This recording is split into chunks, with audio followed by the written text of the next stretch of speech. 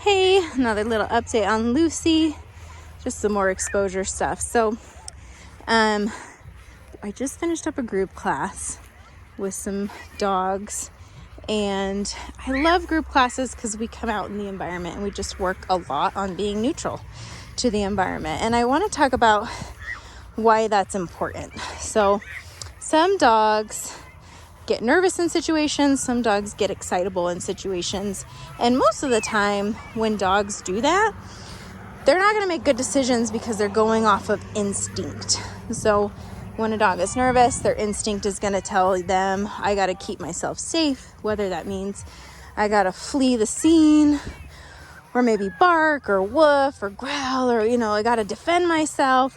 Now, when a dog is excitable, they're typically going to have poor manners. So they're going to be like pulling on the leash, whining, barking out of excitement and frustration. Maybe they're jumping. So what we worked on a lot in group class is creating motion to promote neutral responses and decrease stress overall. So when a dog is frustrated on the leash because they're excited, like, we as humans are like, oh, they just want to play, or oh, they just want to do that. But really what's happening is it's just not a healthy state of mind altogether. So whether it's fear or like spazzy behaviors, we want to make sure that we're taking the time with our dogs to show them how to interact with the environment in a neutral way. So we're actually like at this park where they've got like lots of kids and bikes, and they've had some softball games and some soccer games and stuff, and then we just had group class here. So really, like, there's a running path.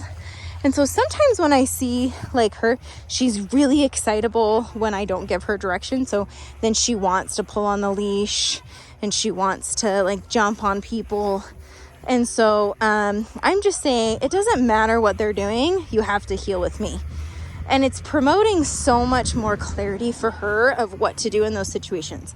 Now, every once in a while with her, I see some nerves kick in. Like, we went on a walk this morning. We had a couple runners and they're running behind us, and it freaked her out.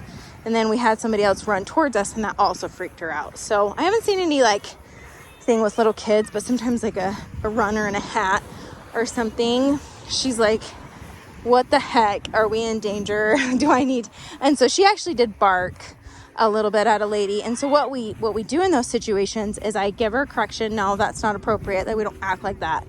But now I know that freaks her out. And so we want to expose her to runners, which is getting a little bit easier now that the weather's warmer. And the air isn't so yucky.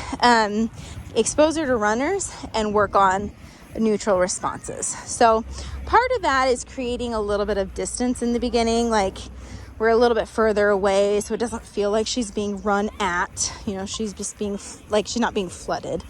And then part of it's like working on motion through healing, having her sit next to me, working on down. So one thing we did this morning a little bit is Lucy down, like working on a down. And then if there's like a runner running by and she's like really worried about it and she's kind of fixated and she's like, I don't know what to do, I could say leave it and correct her in that sense. If she's can't leave it, I can say, Lucy, come, and get her to pay attention to me and not the runner. So these are all things techniques I want to teach you guys and show you how to look at like the state of mind of the dog. Because if I can get you guys to understand where her state of mind is at and how we combat it, you're going to be set. So some other things I've started with her, I've started training her to walk with a stroller.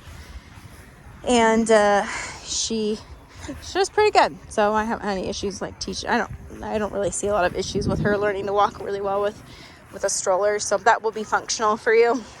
It's functional for me. So I want to make sure, like, when, she's a young dog, she's extremely immature, and learning a lot of new things can be difficult. And so when I get her out in situations, I'm not distracted. I'm paying attention to her, like my husband's with the kids right now. And so we're just working on training, like coming out. And so that's the kind of stuff that when she comes home, Lucy, I'm going to have you guys do, which I know is difficult with like a new baby. Just kids in general, but like taking the time away from the kids just every once in a while and getting her out into a new location for 30-45 minutes and just having her heel and sit and down, Lucy down, and go through her obedience commands around stimulating things. Because if she can't get that practice in with you, it doesn't really matter how well she knows it or not. She needs to learn it with you. Because especially when we have like excitement, which can lead to bossy behaviors, and then nerves, which can lead to flighty behaviors, if she doesn't trust you guys to follow through on these commands because you haven't practiced it, she'll slowly start to regress. Now she's just like, whatever, I'll just hang out. There's even, it's so hard to see with the sun, but there's a little tiny dog over there. So, and she knows it's there. And so she's like, it's fine. I'll pay attention to you. So, but we're a little bit further away. And so this week we're going to slowly start to break down that threshold where we get closer to stimulating things and exciting things. The more distance we have, the easier it is. But I want to make sure that we're easing her into it and then getting a lot of that stuff under her belt. Okay, Lucy, good job. So she's doing good. Let's see. I want to touch base with you guys about doing like a mid-session meeting up if it's convenient for you. If not, that's okay. We can figure something out. But anyway, hopefully you guys are all doing well with baby and everybody's healthy and doing okay.